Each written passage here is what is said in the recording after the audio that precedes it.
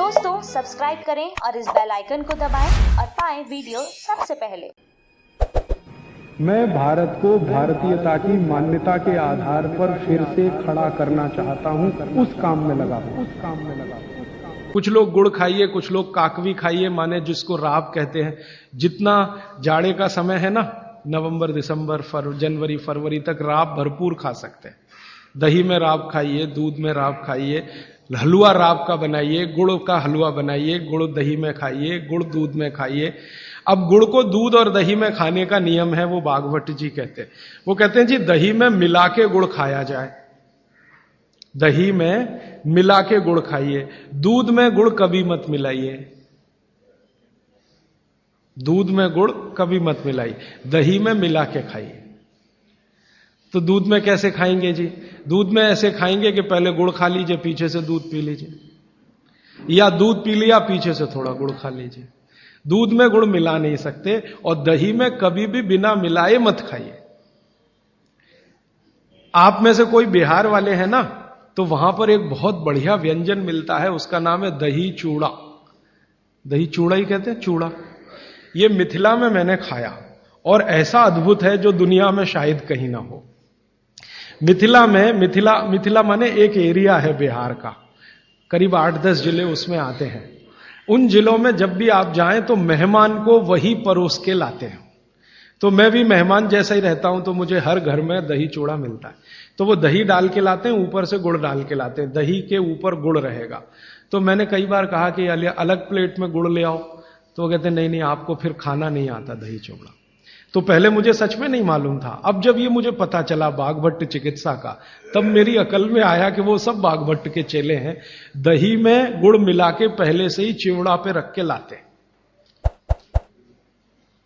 तो दही में गुड़ मिला के ही खाइए। अगर आप दही खा रहे हैं तो गुड़ मिला के ही खाइए, तो दही के कई दोष जो आपके लिए अनुकूल नहीं है वो भी खत्म हो जाते हैं।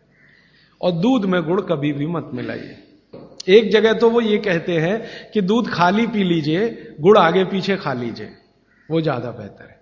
तो गुड़ खाइए, मेरा कहने का मतलब ये है। अब गुड़ के कितने प्रिपरेशन है हमारे घर में?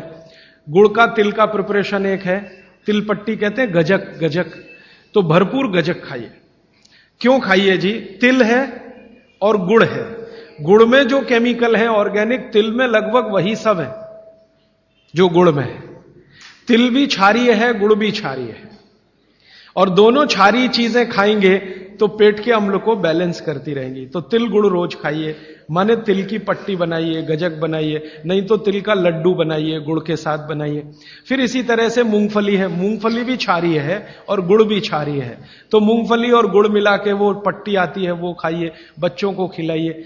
और आपके पास जो भी प्रिपरेशन है गुड़ तिल के, गुड़ मूंगफली के, वो सब बनाइए। और ये जो 3-4 महीने हैं, नवंबर दिसंबर जनवरी फरवरी तक, भरपेट खाइए, भरपूर खाइए, क्योंकि इस समय आपके शरीर को इन्हीं की जरूरत है। तो कफ जिंदगी से बहुत दूर रहेगा। तिल खा रहे हैं, गुड़ खा रहे हैं, मूंगफली खा रहे हैं, कफ बढ़ने की बिल्कुल संभावना नहीं। तो जिंदगी में कफ के रोग आने की संभावना नहीं। अब जानते कफ का सबसे खराब रोग क्या है? मोटापा।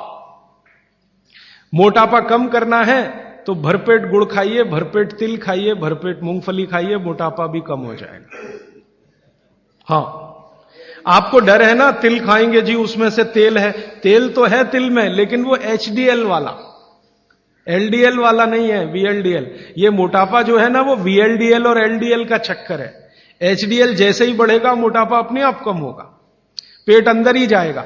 आप में से कोई भी मेरे कहने पर 3 महीने एक एक्सपेरिमेंट कर लीजिए।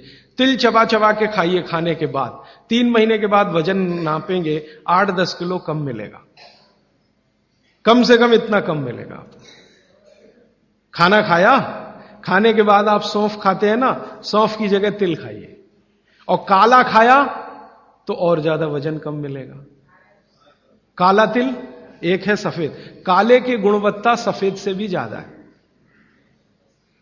लेकिन ये इन्हीं 4 महीनों में, गर्मी में अगर आपने यही तिल खाया तो प्रॉब्लम आएगी। भागवत जी कहते हैं कि तिल खाने का सबसे अच्छा समय वही है जो आज चल रहा है, ये फरवरी तक चलेगा। तो फरवरी तक, और कभी बहुत ज्यादा लिबरल हों तो होली के दिन तक वो कहते हैं तिल खाने का समय है, होली होते ही तिल कम करिए या खत्म करिए। फिर कुछ और चीज आएगी, वो क्या आएगी वो मैं बता दूं, लेकिन आप ये करके देख लीजिए। 4 चीजों को ज्यादा उपयोग आप करेंगे, वजन आपका कम होता जाएगा, पेट का अम्ल कम होता जाएगा, घुटनों के अंदर का जो कई बार कहते हैं ना डॉक्टर यूरिक एसिड जमा हो गया जी, यूरिक एसिड क्या है? अम्ल ही तो है। तो ये यूरिक एसिड आपको कम करना है, तो गांठ के सब जो माने जोड़ों के दर्द आपको कम करने हैं, तो इनके लिए ये सब चिकित्सा बताई है। तिल है, गुड़ है, और मैंने एक चीज बोली थी कि अगर आप जैन नहीं हैं तो शहद है। शहद में भागवत जी कहते हैं छोटी मधुमक्खी का शहद, बड़ी का नहीं। तो शहद लाएं तो उसको पूछ लीजिए। दोस्तों सबसे पहले तो चैनल सब्सक्राइब करें, फिर लाइक, कमेंट और शेयर करें।